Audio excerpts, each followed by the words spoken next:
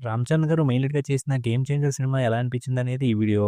ఈ సినిమా అంతా చూసాక అంతగా ఏం అనిపించలేదు గానీ, ఏదో సీన్ టు సీన్ అలా వెళ్ళిపోయినట్టు అనిపించింది.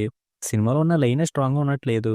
ఆ లైన్‌లో ఏ పాయింట్ ఇంట్రెస్టింగ్‌గా అనిపించి అంత బడ్జెట్ పెట్టి, అంత స్టార్ కాస్ట్‌ని పెట్టి సినిమా తీశారనే డౌటొచ్చింది. సినిమా మొత్తం కూడా హీరో కరప్షన్ ఆపాలని ట్రై చేస్తూ ఉంటే, విలన్ ఏమో సీఎం అవ్వాలని ట్రై చేస్తా ఉంటాడు. పోనీ వీళ్ళిద్దరి మధ్య వచ్చే సీన్స్‌ని ఏమైనా ఇంట్రెస్టింగ్‌గా చూపించారంటే అది లేదు. విలన్ ఏదో చేస్తా అంటాడు, హీరో ఆపుతా ఉంటాడు. ఇవే సీన్స్ మళ్ళీ మళ్ళీ వస్తున్నట్టుంటాయి. సినిమాలో హీరో క్యారెక్టరైజేషన్‌ని క్లియర్‌గా చూపిద్దామనో, చుట్టూ ఎమోషనల్ పండిద్దామనో ట్రై చేసినట్టు ఎక్కడ అనిపించలేదు. సినిమాలో ఇంటర్వల్ బ్లాక్ ఒకటి ఇంట్రెస్టింగ్ అనిపించింది. ఆ తర్వాత అప్పన్న గారి క్యారెక్టరు, అంజలి గారి క్యారెక్టరు, దానికి సంబంధించిన సీన్స్ కొంచెం అనిపించాయి. ఇంకా ఫ్లాష్ బ్యాక్ హీరో తెలుసుకోవాల్సిన అవసరం ఉంది అన్నట్టుగా అనిపించలేదు. అలా తెలుసుకున్న తర్వాత చేయాల్సింది ఉందన్నట్టుగా కూడా అనిపించలేదు. ఇంక సినిమాలో అక్కడక్కడ కొన్ని విషయాలు చెప్పారు. అవైతే బానే ఉన్నాయి. అవి బావున్నాయి కాబట్టి సినిమా బావుంది అనాలా అంటే నేనైతే కాదనే అంటాను.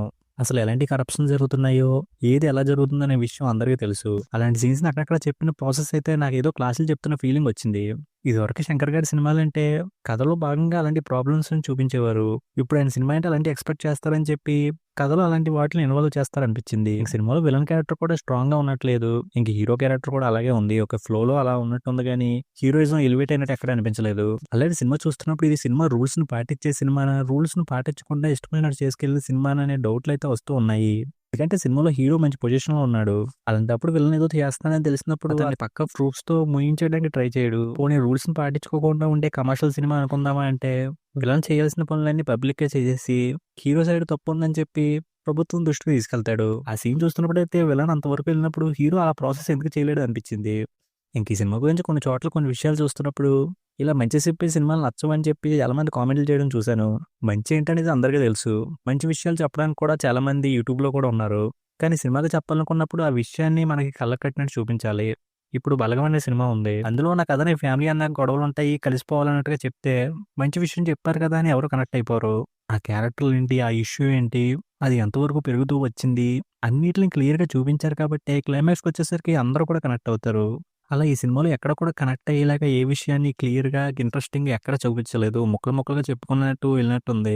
ఇంక సినిమాలో విలన్‌గా కనిపించిన 'ఎస్‌జే సూర్య' గారి పెర్ఫార్మన్స్ ఈ మధ్య అనిపిస్తుంది కానీ, ఈ సినిమాలో అస్తమాట్లు అరుస్తూ మాట్లాడడం అయితే కొంచెం ఇబ్బందిగా అనిపించింది. ఇంక 'రామ్ చరణ్' గారికి కూడా ఐఏఎస్ ఆఫీసర్ పాత్ర కాబట్టి ఎక్కువగా యాక్ట్ చేయడానికి స్కోప్ లేదు. అప్పన్న క్యారెక్టర్‌లో అయితే చేశారు. ఇంక సినిమాలో అంజలి గారి పెర్ఫార్మన్స్ అయితే నాకు బాగా అనిపించింది. ఫైనల్‌గా ఈ సినిమా చూసిన తర్వాత ఇది ఒక చిన్న పాయింట్‌ని పట్టుకొని, దానికి 'రామ్ చరణ్' లాంటి హీరో, 'శంకర్' లాంటి డైరెక్టర్ అవసరం లేకపోయినా ఎక్కువ బడ్జెట్ పెట్టేసి ఉన్న పాయింట్‌ని సాగదీస్తూ సినిమాగా తీసినట్టు అనిపించింది. దానివల్ల ఈ సినిమా నాకైతే అంతగా నచ్చలేదు. ఇక ఈ సినిమాకి నేను ఇస్తున్న రేటింగ్ అయితే 2.5 ఔట్ ఆఫ్ 5. ఇక వీడియోకి వచ్చేసే ముందు వీడియోని లైక్ చేసి ఛానల్‌ని సబ్స్క్రైబ్ చేసుకోకుండా చూస్తున్నట్టయితే సబ్స్క్రైబ్ కూడా చేసుకోండి.